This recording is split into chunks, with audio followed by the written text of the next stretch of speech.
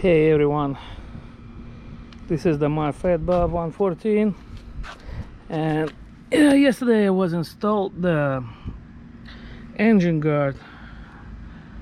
It's pretty simple too. It comes with the 3 bolts, one from here, one here. You just need to remove the plastic piece. Boom, here,